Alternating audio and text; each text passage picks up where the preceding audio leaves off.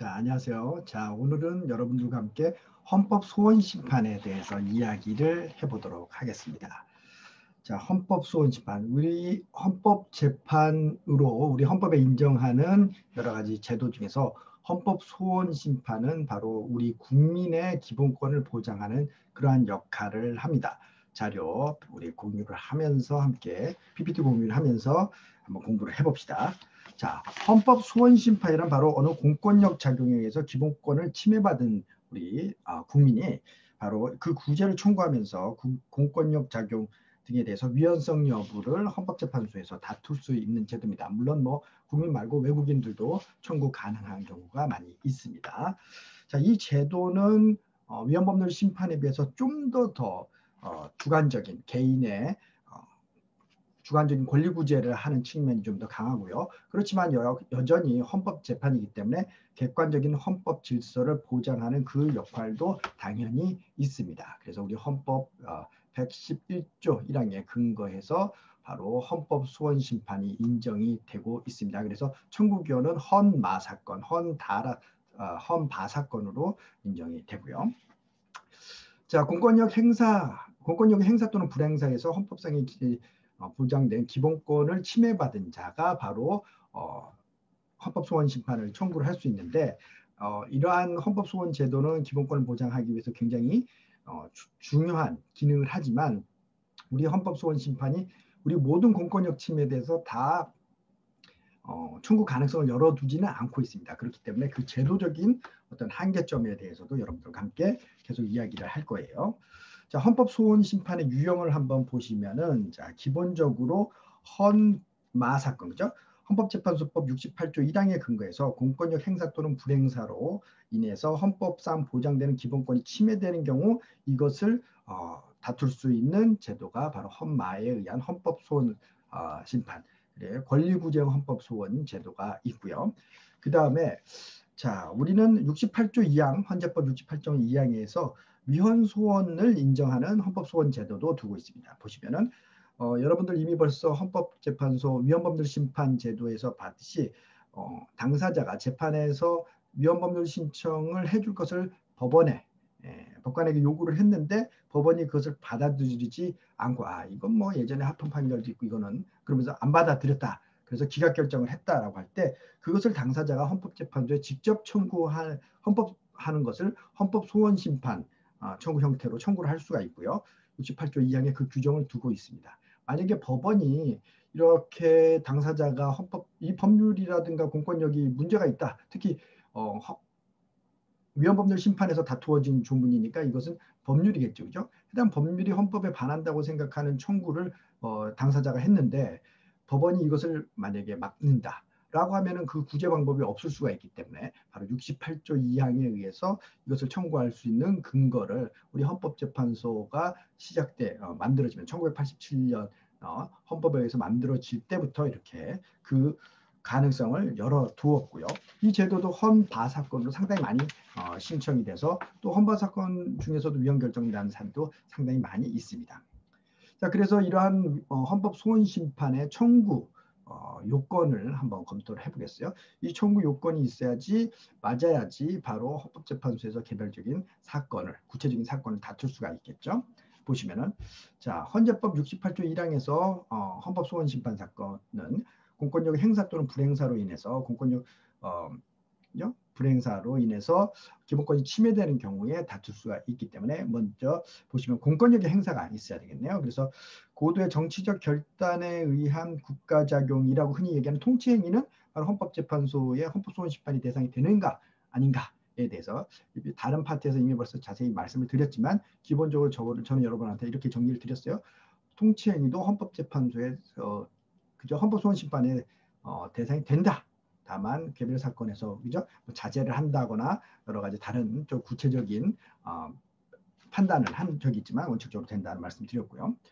자, 법령 소원. 그래서 법률, 긴급명령, 긴급재정경제명령, 법규명령, 조약 등 법률과 조례의 규정 자체도 헌법소원 심판의 대상이 될 수가 있습니다. 즉 다시 말해서 자, 헌법소원 심판은 공권력의 행사 불행사라고 얘기를 했는데 아예 법이 만들어져서 심지어는 뭐 그죠? 법규명령 뭐 이런 것들이 만들어져서 심지어는 그죠? 행정규칙 같은 것도요. 그것이 만들어져서 기본권을 직접적으로 침해하는 경우가 발생할 수가 있습니다. 그렇기 때문에 이런 경우 그 법규 작용 자체가 바로 공권력의 행사 불행사에 해당해서 그것이 직접적으로 헌법 소원 심판의 대상이 될 수 있다는 거죠. 그렇게 인정을 하고요. 대신 밑에 여러분 보시면은 헌법 규정 자체가 바로 다른 기본권을 침해한다라는 그런 주장을 받아들이지 않아요. 그래서 헌법 규정 자체에 를 대상으로 해서 헌법 소원 심판을 받아들이지 않습니다. 그다음에 여러 가지 행정 계획은 그러면 이것이 효력이 있는가에 대해서요. 행정 계획도 기본권 넓게 기본권 침해를 발생할 수가 있겠지만 밑에 보시면은 비구속적 행정 계획은 국민의 기본권에 영향을 미치지 않기 때문에 원칙적으로 인정되지 않고요. 예외적으로 다른 법령이 뒷받침해서 그것이 실시될 것이 틀림없이 예상되는 경우에 한해서만 바로 행정계획의 경우에도 헌법소원 심판의 대상이 된다. 이렇게 구분을 원칙과 예외로 구분을 해야 될 것이고요. 밑에 보시면 대상성이 부정된 사례로 자 2012년도에 기본 행정계획 중에서 총장 직선제, 대학교의 국공립대학교 총장 직선제를 내용으로 하는 행정계획 부분은 바로 헌법소원심판의 대상으로서 다투어질 것이 아니다라고 판단한 사례가 있다는 거예요. 그렇고요.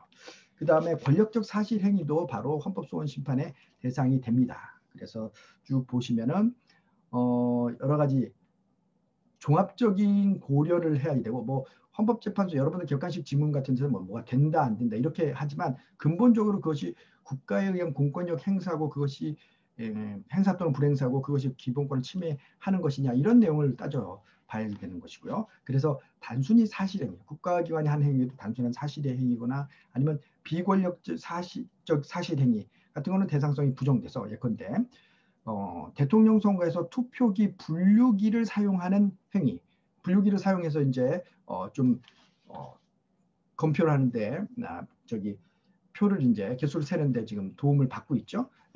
그런 것 자체가 바로 비권력적 사실 행위고 이런 것들은 헌법소원심판의 대상이 되지 않는다는 거예요. 그래서 밑에 또 보시면은 방송사업자의 보도가 심의 규정을 위반한 것으로 판단되면 향후 준수할 것을 내용으로 하는 의견 제시, 이런 것들은 비권력 사실 행위다. 그래서 헌법소원심판의 대상이 되지 않는다. 이렇게 보는 것이고요.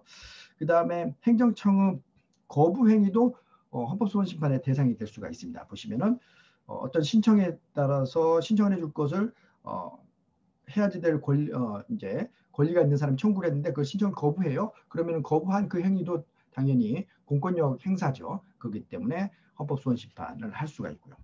기타 공공기관에 의한 공고 같은 것도 단순히 그것을 알리는 것에 불과한 것은 공권력 행사가 되지 않습니다. 그런데 2014년 변호사 시험 합격자는 원칙적으로 입학 정원 대비해서 75% 이상을 합격시킨 것으로 하겠다는 이런 공고 자체를 헌법소원 심판의 대상으로 삼는 것은 되지 않는다는 거예요. 하지만 또 그러한 어떤 국가 장경 중에서 국민의 권리 의무에 영향을 미치는 행정기관 내부의 어떤 의사결정, 실질적인 처분성이 있는 민원 회신, 그것은 받아들일 수 없습니다. 민원 회신이라든가 공정거래위원회에서의 무혐의 처분, 그 다음에 심의 절차 종료 결정, 그 다음에 심사를 개시하는 결정, 그 다음에 국민감사 청구에 대한 기각 결정, 이런 것은 바로 헌법소원심판의 대상이 된다는 거죠.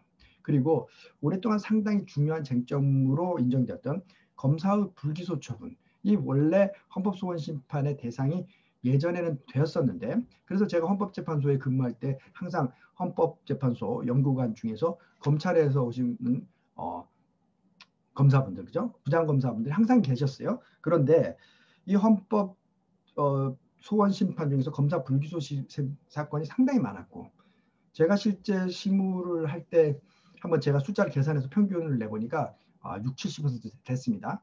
그 정도로 많았기 때문에 이것에 대한 개선으로서 여러분들 보시면 형사소송법 개정으로 법원에 재정 신청을 할 수 있는 대상이 지금 확대되었고요. 그래서 상당수 불기소 처분이 이제 헌법소원심판이라는 건 나중에 말씀드릴게요. 보충성이 요건이잖아요. 그래서 다른 제도로 청구를 할 수 있으면 헌법소원심판 제도 가지 않습니다. 그렇기 때문에 다른 바로 재정신청을 할 수 있는 방법으로 불기소 처분해서 해결할 수 있는 방법이 생겼고요. 그 다음에 범죄 피해자의 고소인 경우에는 이렇게 재정신청이 가능한데 밑에 보시면은 범죄 피해자가 고소를 하지 않은 경우 고소인이 아니라서 불기소 처분에 대해서 다투는 경우에는 검찰에서 항고, 재항고 또는 형사소송법상 재정신청에 의해서 구제받을 길이 없기 때문에 이 경우는 헌법소원심판을 할 수 있는 가능성이 있고요. 또 하나 이거보다도 또 명확하게 헌법소원심판의 가능성이 있는 걸 바로 검사의 유죄 취지의 기소유예 처분에 대해서 무죄를 주장하는 피의자는 재정신청을 할 수 없기 때문에 이건 헌법소원심판으로 할 수가 있습니다. 그렇기 때문에 지금 나머지 이제 처분에 대해서는 재정신청을 할 수 있기 때문에 헌법소원심판이 되지 않지만 바로 기소유예 처분에 대해서는 재정신청을 할 수 없기 때문에 이것은 문제가 있기 때문에 헌법소원심판을 한다는 거예요. 그래서 실제 여전히 이러한 검찰의 기소유예 처분에 대해서 헌법재판소가 굉장히 이 기소유예 처분이 굉장히 사소한 사건인 경우가 많은데 이것에 대해서 헌법재판소가 아직도 다투고 있는 게 굉장히 흥미로운 점이고요. 밑에 보시면 이제 고발인의 경우에는 고소인이 아니어서 재정신청을 할 수 없기 때문에 헌법소원심판을 할 수 있는 경우가 있다. 이렇게 정리를 하면은 여러분 아주 클리어 될 겁니다. 자, 그 다음에 이전에 이제 국가인권위원회에 의한 진정각하 기각결정에 대해서 대상성 여부에 대해서는 지금은 그런 것은 행정소송의 대상이 된다는 이유로 보충성 원칙에 적용돼서 곧바로 헌법소원심판을 제기할 수 없다. 이렇게 인정을 하고 있습니다. 그 다음에 공권력의 행사뿐만 아니라 불행사도 당연히 이제 헌법소원심판이 어느 대상이 될 겁니다. 근데 당연히 그러한 경우에는 여러분들 이제 법을 배워오셔서 어느 정도 눈치채셨겠지만 그러한 공공기관이 국가기관이 그런 것을 해야 될 자기 의무가 있어야 되고 그런데도 불구하고 이것을 하지 않았을 경우에 비로소 이제 공권력의 부작위가 바로 기본권 침해 문제가 되는 겁니다. 자, 한번 보시면 입법 부작위 한번 보시면요. 입법 부작위의 경우는 아예 법을 만들지 않는 진정입법 부작위라는 것이 있고요. 그 다음에 법을 만들었는데 기본권에 관한 규정들을 제대로 효과를 발휘할 수 있도록 충분히 제대로 못 만든 부진정 입법 부작위라는 것이 있을 수가 있습니다. 불완전한 입법을 한 거죠. 그래서 진정 입법 부작위의 경우에도 그것이 법을 아예 만들어야 될 의무가 있는데 만들지 않아서 기본권을 침해받았으니까 당연히 청구를 할 수가 있고요. 헌법소원심판 청구를 할 수가 있고 부진정 입법 부작위의 경우에는 불완전한 법령이 있는 상태이기 때문에 그 불완전한 법률을 지적을 하면서 바로 헌법소원심판을 법령소원 형태로서 제기를 할 수 있다는 겁니다. 그렇고요. 그죠? 위헌법률 심판에서는 아직 진정 입법 부작위가 제청을 할 수가 없지만 헌법소원심판에서는 바로 진정 입법 부작위도 헌법소원심판의 대상이 되고 그 요건으로서는 기본권 보장을 해서 법령에 명시한 입법 위임을 하였음에도 불구하고 이것을 이행하지 않았을 것. 두 번째는 헌법의 해석상 특정인에게 구체적인 법률이 생겨서 이를 보장할 국가의 행위 의무 내지 보호 의무가 발생했는데도 불구하고 입법자가 아무런 조치도 하지 않은 것. 이 요건이 인정되면은 바로 그 공권력의 부작위가 특히 그죠? 입법에 대한 진정 입법 부작위가 위헌으로 인정이 될 수가 있는 겁니다. 자, 그렇고요. 그 다음에 이제 행정 부작위도 있을 수가 있어요. 그래서 자, 행정이 이루어지는 여러 가지 행정 부작위의 경우에도 대상이 되는데 행정 권력의 부작위에 대해서 헌법소원은 공권력 주체에 대해서 헌법이 유리하는 자기 의무가 특별히 규정되어 있음에도 공권력 주체가 그것을 의무를 다하지 않은 경우로 바로 헌법소원 심판이 인정된다는 것입니다. 그래서 마찬가지로 그죠? 첫 번째, 헌법의 명문으로 공권력 주체의 자기 의무가 인정되는 경우도 있고요. 헌법의 해석상 공권력 주체의 자기 의무가 도출되는 경우도 있을 것이고요. 셋째, 공권력 주체의 자기 의무가 법령에 구체적으로 규정되어 있는 경우도 있고 이런 경우에 만약에 행정부가 그 행정청이 그것을 하지 않았다라고 하면은 헌법소원 심판이 인정이 될 수가 있겠죠. 뭐 물론 그 인정되지 않는 사례를 한번 보시면 자 독도의 대피시설이나 의무시설 같은 거 설치하지 아니한 아니한 대한민국 정부 아니한 것을 이유로 대한민국 정부를 상대로 행정부작위 위헌을 그러니까 헌법소원 심판을 청구했지만 이것은 받아들이지 않은 각하 결정하는 바가 있습니다. 그 다음에 지금까지 법률에 대해서 얘기했던 것처럼 행정입법도 부작위인 경우에는 바로 헌법소원 심판이 가능하겠죠. 그래서 행정청이 시행명령을 제정, 개정 해야 될 법적 의무가 상당히 지났음에도 불구하고 명령 제정을 하지 않은 경우에 바로 헌법소원 심판이 가능합니다. 반면 이제 대상성이 부정되는 그런 사례를 한번 좀 나열을 해보면요. 사법상 행위 같은 것은 바로 이 공권력의 행사, 불행사에 의한 기본권 침해가 아니니까 인정 안 되고요. 그 다음에 행정청 내부적으로 어떤 통보라든가 내부적인 결정, 의사행위, 내부적인 절차, 내부적인 지시 이런 것은 대외적인 국민에 대한 어떤 영향력을 미치지 않는 것이기 때문에 단순히 그것이 불이익이라고 생각하는 국민들이 그것을 다 헌법소원 심판으로 청구를 할 수가 없는 거예요. 처분성이 없는 민원 회신도 그렇고요. 아까 요 구별해야 될 것은 어떤 민원을 제기했는데 그것에 대한 민원 어떤 통고 처분 같은 거 한 것은 인정이 된 바가 있고요. 그 다음에 어린이 헌장의 재정 선포 행위 이런 것들이 바로 이제 기본권 침해다라고 한 것은 바로 이제 받아들일 수 없는 것이고요. 그 다음에 또 한번 보시면은 자 일본군 피해자 문제에 관한 이제 합의가 박근혜 정부 때 있었습니다. 그런데 이것 자체가 바로 이제 기본권 침해다라고 다툰 거에 대해서는 이것이 어떤 구체적인 권리 의무를 창설하는 것이 아니고 그리고 피해자들 법적 지위에 영향을 미치는 것은 아닌 합의이기 때문에 이것은 헌법소원 심판의 대상이 되지 않는다라고 각하 결정한 사례가 있다 이렇게 보시면 되고요. 결국 뭐 현 정부에서 문재인 정부에서 그 위안부 합의 자체를 이제 무효화했어요. 그리고 그 다음에 새로운 뭐 논의를 계속 하고 있는 상황입니다. 그렇고요. 그 다음에 이제 여기 헌법소원심판에서 쟁점이 될 것 중에 하나가 바로 법원의 재판입니다. 여러분들이 이제 헌법재판소 제도를 만들 때 바로 법원의 재판에서는 이러한 헌법소원심판의 대상으로 아예 대상으로부터 여기 밑에 보시면 그죠? 제외해놨어요. 그거는 이제 법원도 국민의 기본권을 보장하는 사법기관이다라고 생각을 했고요. 헌법재판소와 법원과의 관계를 이제 수평적으로 대등하게 놓는 과정에서 법원의 재판을 제외했었는데요. 그래서 헌법재판소 68조 1항에 보시면 공권력의 행사 불행사로 인해서 기본권 침해가 받은 경우에 받은 자는 법원의 재판을 제외하고 바로 청구할 수 있도록 규정을 해놓고 이것에 대해서 뭐 위헌 청구가 몇 번 있었습니다. 제가 헌재했을 때 이 관련된 사건을 또 검토하기도 했는데 기본적으로 헌법재판소는 지금 현재까지는 평등권 내지 재판 청구권 침해가 없어서 합헌으로 보고요.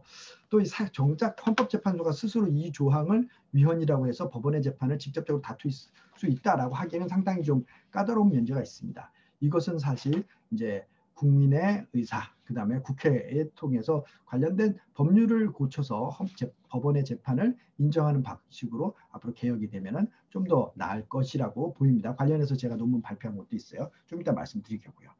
다만 자, 법원의 재판은 헌법소원 심판의 대상이 되지 않고 그래서 법원의 재판 중에서 사실은 기본권 침해적인 잘못된 재판이 없는 건 아니에요. 그죠? 숫자적으로 그렇게 많지는 않다고 저도 생각합니다만 분명히 잘못된 재판 그리고 이전 우리 예전 재판 중에서는 군사정권 시절도 그렇고 그 다음에 어떤 수사 과정의 실수를 통해서 그죠? 약촌 오거리 사건 그 다음에 그죠? 천안 그 만화방 주인을 유아 강간 살인 범죄자로 취급했던 사건이라든가 그죠? 기타 뭐 저기 이춘재 연쇄 살인 사건에 살인 사건에 포함됐던 사건인데도 불구하고 전혀 다른 사람이 이제 가해자로 몰려서 처벌받았던 사건. 분명히 이렇게 사법부에서 잘못 판단하는 것들이 분명히 있습니다. 그래서 이런 것에 대해서 재판 방법을 열어주는 거죠. 지금 재심이란 방법을 많이 사용하고 있지만 그런 과정에서 잘못된 재판, 기본권 침해적인 재판을 바로 원천적으로 다툴 수 있는 또 하나의 제3의 기관이 권력분립 차원에서 인정될 수 있는 것이 기본권, 국민의 기본권을 보장하는 면에서 바람직하다는 차원에서 충분히 이제 재판소원을 사실은 긍정할 수 있도록 논의할 필요가 있어요. 그래서 독일 같은 경우에도 100건 중에서 한 2건 정도 실제 헌법 재판소원이 기본권을 법원의 재판이 기본권을 침해했다라고 주장하는 사건 100건 중에서 한 2건 정도가 실제 인정되고 있습니다. 그래서 그렇게 근경적인 논의를 할 필요가 있는데 지금 현재 상황에서도 재판소원이라는 걸 지금 인정하지 않는 상태에서도 예외적으로 헌법재판소가 바로 법원의 재판에 대해서 헌법소원 심판을 인정하는 사례가 있는데 그 사건 2가지를 한번 봅시다. 첫 번째 보시면요. 헌법재판소가 위헌이라고 결정한 법률을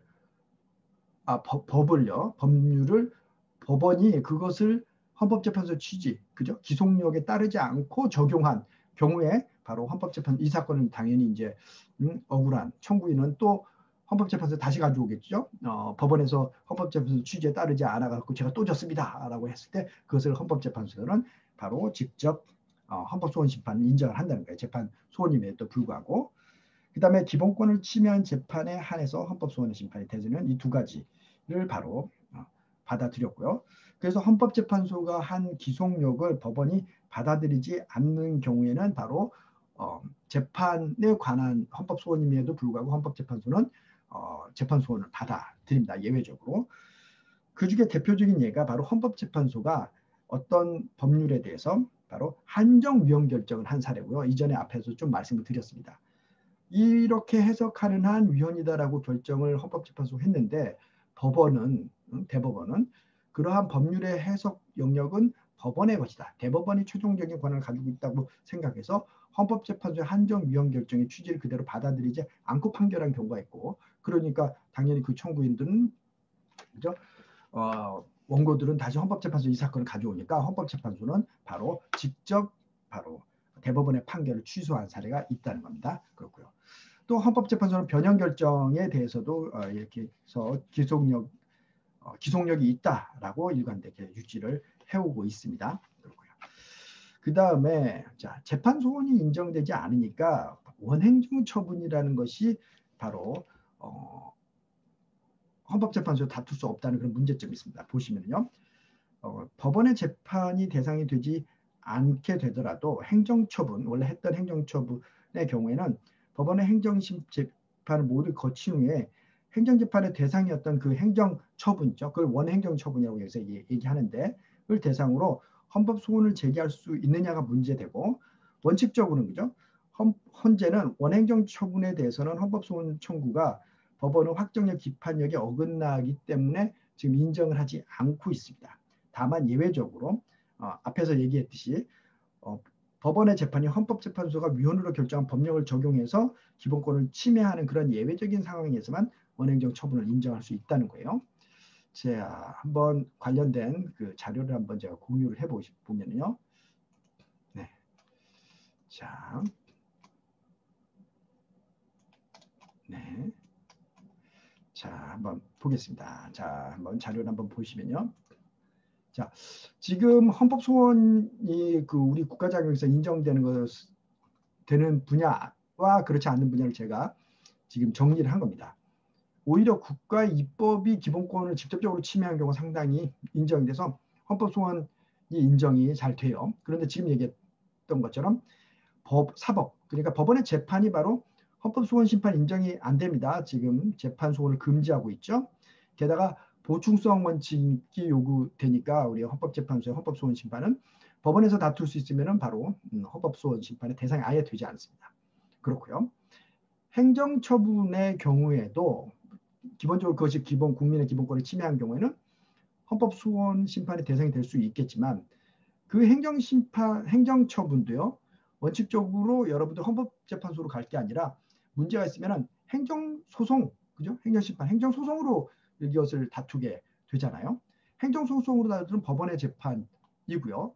여기서 이제 했던 행위를 우리가 방금 말씀드린 것처럼 원행정처분이라고 얘기를 하는데 결국은 이것이 법원에서 다투니까 사법기관의 판단이 되기 때문에 이것도 재판소원을 금지해 놨기 때문에 아예 인정이 되지 않습니다. 그래서 헌법소원 심판이 대상이 되는 것은 입법 작용들 그리고 법원에서 다투어지는 원행정 처분이 아닌 또 행정 처분 중에 일부 그죠? 권력적 행위들 그런 것들이 바로 헌법소원으로 인정이 되는 것이니까 실제 대한민국의 공권력 행사 중에서 국민의 기본권을 침해했다고 볼 수 있는 행위일지라도 그죠? 인정될 수 있는 헌법 소원이 인정될 수 있는 폭은 상당히 작다. 이렇게 여러분들 이야기를 할 수가 있습니다. 그래서 이런 것들 특히 또 법원의 재판에 의해서 오히려 국민의 기본권이 침해되는 경우가 있기 때문에 이쪽을 넓혀주는 게 맞다라고 보겠고요. 독일 같은 경우에는 재판소원제도 지금 인정하고 있다 이렇게 말씀을 드리겠습니다. 다른 요건으로 이제 청구인 요건 한번 볼까요? 자 보시면은 청구인은 기본권 주체인 경우에 바로 헌법소원 심판을 제청할 수 있죠. 그래서 자연인뿐만 아니라 법인 그리고 법인 아닌 사단, 재단, 정당, 노동조합도 바로 청구인으로서 인정된 바가 있습니다. 하지만 공공기관, 국가기관은 오히려 청구인이 될 수가 없겠죠. 그래서 보시는 바와 같이 국가조직의 일부, 지방자치단체, 공법인 이런 경우는 기본권 주체가 인정되지 않아요. 이런 경우는 뭐 권한쟁의 심판의 대상이 될 수는 있을 것입니다. 물론 예외적으로 서울대학교와 같이 또 대학 자치에 관한 또 기본권을 향유하는 기관이 예외적으로 인정된 사례는 있다. 이렇게 여러분들 또 유의를 드리겠고요. 그다음 청구인 적격 한번 봅시다. 자, 침해되는 기본권이 존재하고 그런 기본권 주체가 에 대해서 기본권 침해되는 기본권이 존재하고 기본권의 침해 가능성이 있어야지 되는데요. 밑에 보시면은 자 기본적으로 침해된 기본권이 있고 침해된 가능성이 있어야지만 헌법 소원 심판을 청구를 할 수 있습니다. 그래서 관련된 요건으로서 자 보시면은 네, 바로 여기 보시면 자기 관련성, 직접 관련성, 현재 관련성, 법의 권리보호 이익과 같은 것을 우리는 헌법 소원 심판에서 요구를 하고 있습니다. 보시면요. 기본적으로 공권력의 행사 불행사로 인해서 기본권 침해가 청구한 사람 자신에 관련된 침해일 것을 요구합니다. 자기 관련성이요. 타인의 것을 공익소송처럼 그죠? 공중소송처럼 제청을 할 수는 없어요. 그렇고요. 그 다음에 공권력 작용이 상대방이 아닌 제3자는 원칙적으로 기본권에 대해서 직접적으로 헌법소원 심판을 청구하는 것이 부정되지만 이게 원칙이지만 예외는 직접적 법적 이해가 관계가 있는 제3자는 예외적으로 기본권 침해 자기 관련성이 인정되는 경우가 있습니다. 그래서 현재는 제3자의 자기 관련성 인정 여부를 입법의 목적, 실질적인 규율 대상, 법적 규정에서의 제한 금지가 제3자에게 미치는 영역을 종합적으로 고려해서 예외적으로 인정할 수 있다. 이렇게 본 거고요. 그 다음에 직접성을 한번 봅시다. 자, 헌법소원을 제기하는 기본권 침해는 그것이 바로 직접적으로 청구인에게 발생하는 침해여야지 되고요. 그것이 침해가 기본권의 침해가 청구인에게 발생할 수 있다면 공권력 작용으로 직접성이 이제 요구가 되고 있고요. 자, 직접성이 요구되지 않으면은 또 각하될 수가 있습니다. 법령 소원에서 직접성 한번 보시면요. 법령 소원에서 직접성이 특히 중요한 요건이 되는데 법령은 원칙적으로 추상적이고 집행작용에서 효과가 발생하기 때문에 그 법령 자체로 기본권 침해 효과가 발생하지 않아서 직접적인 요건을 갖추지 않으면은 이런 법령 소원이 인정될 수가 없거든요. 그렇기 때문에 법령이 바로 직접적으로 해당 주체의 기본권을 침해하는 것을 요구를 하고 있어요. 그래서 법령 그 자체에서 자유 제한, 의무 부과, 법적 지유 박탈이 발생하는 경우 바로 직접성이 인정될 수가 있는 것이고요. 그다음에 법규 집행에 대해서 법 규정이 인위적이고 명백하고 집행기관이 심사의 재량이 여지없이 그 법령에 따라서 일정한 집행 행위를 하는 것으로 보이고요. 그다음에 권리 구제에 대한 기대 가능성이 없고 그다음에 불필요한 우회적 절차를 강요하는 것밖에 되지 않을 때는 바로 다른 어떤 제도가 있더라도요. 직접성이 인정될 수가 있다는 겁니다. 그렇고요. 그다음에 현재성이라는 것도 요구를 합니다. 보시면은 장래에 대해서 발생할 기본권 침해에 대해서 뭐 무조건 헌법재판소가 인정을 하는 것은 아니고요. 기본적으로 지금 현재 침해 상태가 있어야지 되고요. 다만 장래에 발생할 침해에 대해서 침해가 기본권 침해의 현재성을 인정하기 위한 상당한 가능성이 있다라고 그러면은 예외적으로 완화해서 장래의 기본권 침해에 대해서도 청구를 인정할 수가 있습니다. 그 다음 보시면 이제 권리보호 이익이 또한 있어야 됩니다.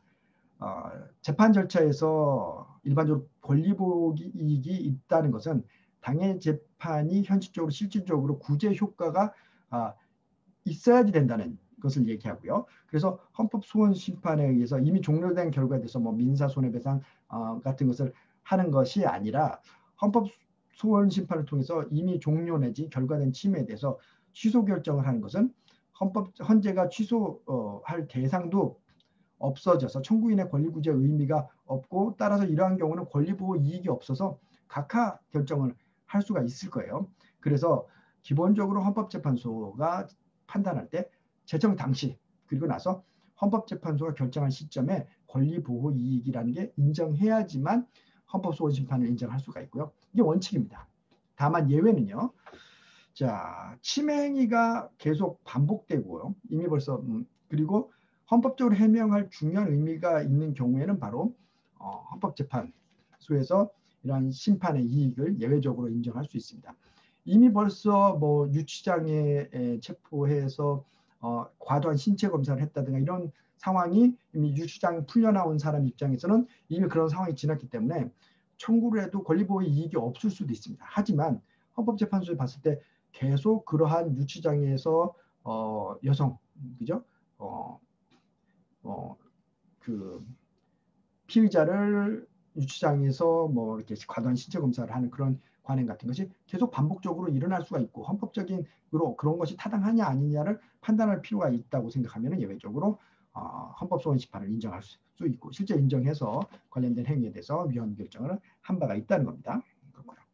그래서 공권력 행사 위헌 여부에 대해서 확인한 실익이 없어서 심판 청구가 불이익된 경우도 있고요. 자, 밑에 보시면은 그래서 예컨대 지방의회 의회 위원회의 방청을 불허한 사건 같은 거, 그건 이제 이미 벌써 끝났으니까 이제 바로 권리보호 이익이 없다 이렇게 인정을 한 것이고요.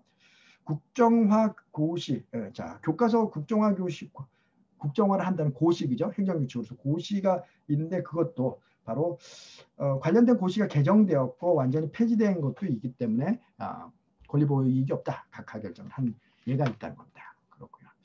그 다음에 헌법소원심판에서는 좀 전에도 얘기 드렸듯이 보충성 원칙을 요구하고 있죠. 그래서 기본권이 최종적, 최후적 법적 구제 수단이 바로 헌법소원심판이고, 따라서 헌법소원심판 외에 다른 권리주제가 있으면, 방법이 있으면 그걸 먼저 해야지 된다는 거예요. 그리고 없을 때 비로소 헌법소원심판을 할 수 있다는 것이 바로 보충성의 원리입니다. 그래서 보충성의 원리에서는 헌법소원심판 대상인 공권력 행사, 불행사 그 자체를 직접 취하거나 효력을 다투는 절차를 말하고요. 이것도 원칙이고 예외가 또 없는 건 아닙니다. 보시면 다른 구제 절차가 없으면 보충성 원칙이 아예 적용될 수가 없고요. 그래서 보통 법령소원심판이 바로 헌법소원심판으로 계속 바로 다투어질 수가 있는 것이고요.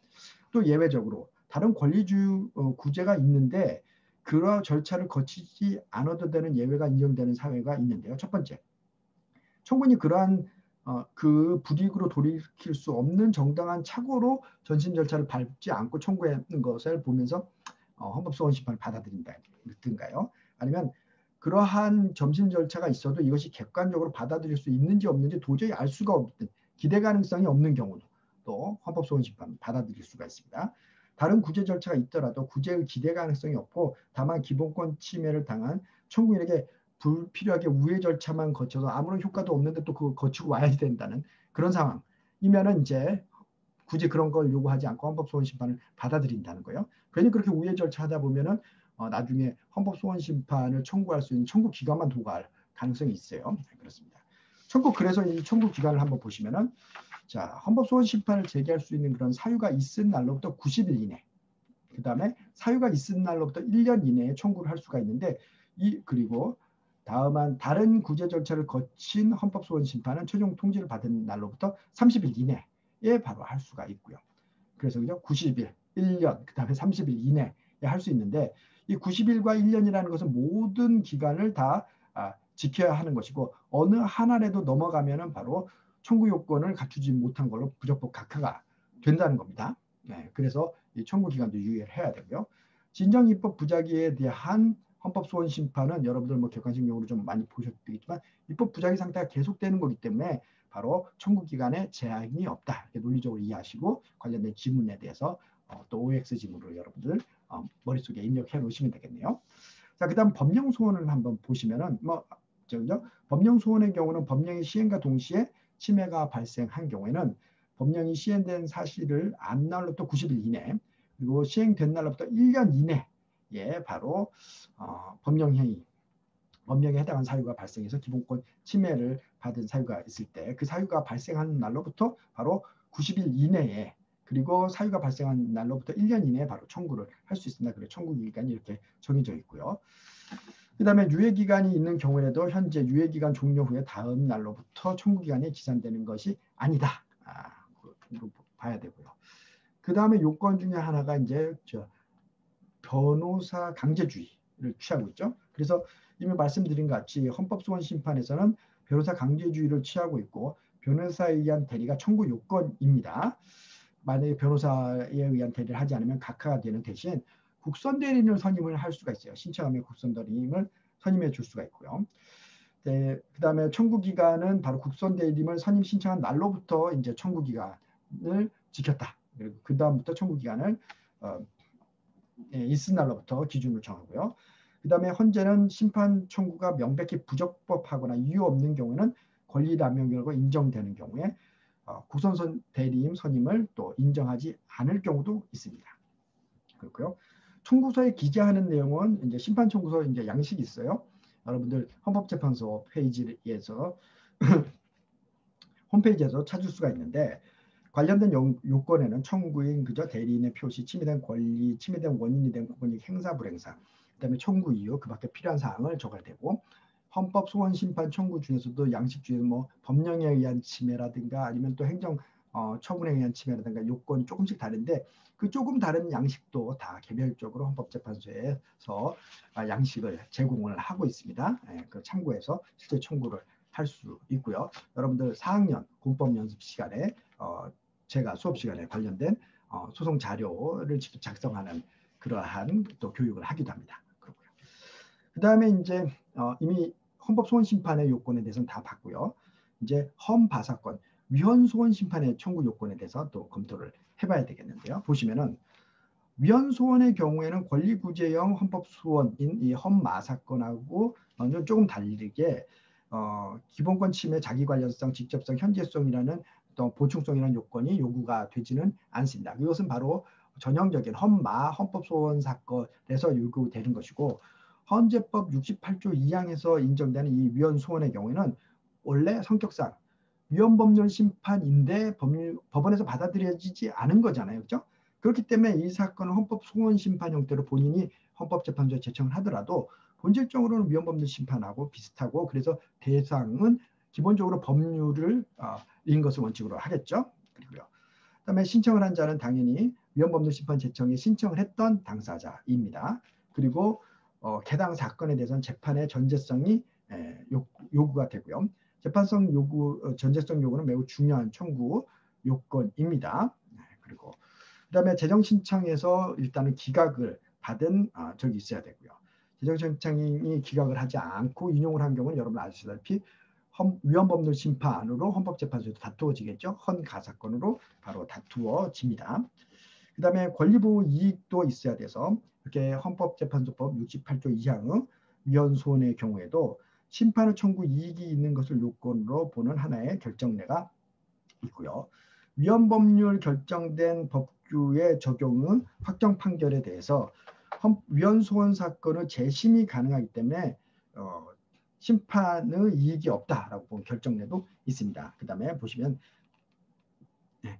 노역장 유치 기간의 한을 중하게 변경해서 형법 부칙조항의 위헌 결정으로 인해서 소급 효력이 상실하였고, 형법 부칙에 의해서 근거한 유죄 확정 판결에 대해서는 재심을 청구할 수 있다고 봐서 헌법재판소는 이 사건에서 청구인이 자신의 벌금에 대한 노역장 유치를 선고한 확정 판결에 대해서 재심을 청구할 수 있기 때문에 청구인이 위 형법 부칙 조항의 심판 청구는 심판에 이익이 없다, 부적법하다. 그래서 각하한 사건이 있습니다. 그 다음에 이와 같은 이제 헌법소원 심판 사건에서 한정위원을 아예 청구하는 그러한 것이 가능하냐, 특히 헌법재판소법 68조 2항의 위헌 소원 심판에서 가능하냐에 대해서 원칙적으로 부정하는 논의가 예전에 있었지만 지금 현재는 이거 완전히 바뀌었어요. 그래서 헌법재판소는 2012년부터 판례를 변경해서 한정위원을 청구하는 헌법소원심판도 적법하게 인정을 하고 있습니다. 그래서 헌법재판소는 한정위원 청구의 형식을 취하면서도 실제로 당해 사건에서 재판에 기초된 사실관계 인정이나 평가, 그다음에 개별적인 구체적인 사건에 대한 법률의 조항, 단순 문제를 다루거나 이러한 것들은요, 이것은 이제 재판소원처럼 돼버리잖아요, 그죠? 이것에 대해서는 인정할 수 없다라고 또 부정도 합니다. 그래서 기본적으로 재판소원 금지를 하고 있는 그 취지를 또 받아들이지만, 그죠? 그렇지만 또 아까 말씀드렸던 것처럼 헌법재판소의 기속력을 인정하지 않는 법원의 재판의 경우에는 재판소 금지 원칙의 예외로서 또 헌법재판소가 직접 그러한 법원의 판단을 취소한 사례도 있다, 이렇게 말씀을 드리겠고요. 그 다음에 이제 이러한 68조 2항의 규정에 의한 헌법소원 심판도 위헌 여부 심판을 재청 신청의 기각을 결정을 통지받은 이내에 30일 이내에 청구를 해야 되는 청구 기간이 있고요. 그 다음에 마찬가지로 변호사 강제주의가 적용이 된다는 겁니다. 그렇고요. 그 다음에 이러한 헌법소원 심판 절차에 대해서는 저번 시간에 얘기 드렸던 것처럼 가처분에 대해서 명시적으로 규정을 하진 않았어요. 권한쟁의 심판하고 정당해산 심판 같은 데서 가처분에 대한 규정이 명시적으로 있고, 헌법소원 심판에서는 명시적인 규정이 없어도 해석상 인정할 수 있는 것으로 봐서 바로 가처분을 지금까지 인정을 해왔다는 겁니다. 그래서 가처분의 요건으로는 회복하기 어려운 손해 예방과 효력 정지가 긴급한 필요성이 있을 때 가처분을 인용한 뒤 종국결정 청구가 기각됐을 때 발생하게 될 불이익과 가처분을 기각한 뒤에 청구가 인용되었을 때 발생하는 불이익에 대해서 비교 형량을 해서 가처분을 인정해왔다는 거죠. 그렇고요. 네, 그렇습니다. 그 다음에 헌법소원심판의 여러 가지 청구 형식에 대해서, 결정 형식에 대해서, 효력에 대해서는 이제 다음 시간에 얘기를 하도록 하겠습니다. 자, 이와 같이 다시 정리를 해보면은 우리는 헌법재판소의 국민의 기본권을 침해하는 그런 공권력 행사 또는 불행사에 대해서 헌법소원심판을 청구를 할 수가 있고요. 그런데 그 청구의 대상에서 법원의 재판을 제외하고 있고, 그렇기 때문에 행정청의 한 행위를 법원에서 행정소송으로 다툰 그러한 원행정 처분도 헌법소원심판의 대상이 되지 않고 있어요. 그래서 공권력, 기본권을 침해한 모든 국가 권력의 행위에 대해서 견제를 헌법재판소가 할 수 있도록 한다는 그런 취지를 전제로 했을 때는 지금 현재는 굉장히 헌법소원심판의 대상성에 문제가 있다, 한계가 있다, 이렇게 말씀을 드려서 이 표를 이미 여러분들한테 보여드렸고요. 그래서 앞으로는 우리가 사법부도 그렇고요. 모든 국가 권력에 대해서 국가 권력은 당연히 국민을 위해서 공권력을 행사하는 것이지만 하다 보면은 분명히 오히려 거꾸로 국민의 기본권을 침해하는 상황이 의도치 않게 분명히 발생합니다. 그렇기 때문에 이런 것을 구제하기 위해서 법원의 재판 같은 경우에도 재판 소원을 인정을 하면은, 자, 요것이 바로 헌법소원 심판 대상이 되죠. 여기서는 원행정 처분도 헌법소원 심판 대상이 됩니다. 그렇게 되면은 헌법소원이라는 제도를 통해서 국가기관의 기본권 침해에 대해서 한 번 더 체크할 수 있는 제도를 만들 수 있는 것이 되고요. 이런 것들이 어떻게 보면은 사법개혁의 한 가지 나아가는 방향이다, 이렇게 얘기를 할 수 있습니다. 물론 이거 말고도 우리나라의 사법제도 전체에 또 개혁이라든가 개선하기 위한 여러 가지 또 다른 요소들이 있겠죠. 헌법재판소의 재판소원의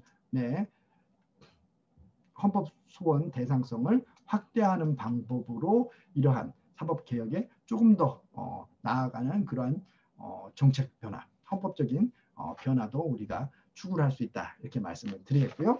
자, 헌법소원심판의 청구 요건에 대해서는 여기까지 말씀을 드리겠습니다. 네, 감사합니다.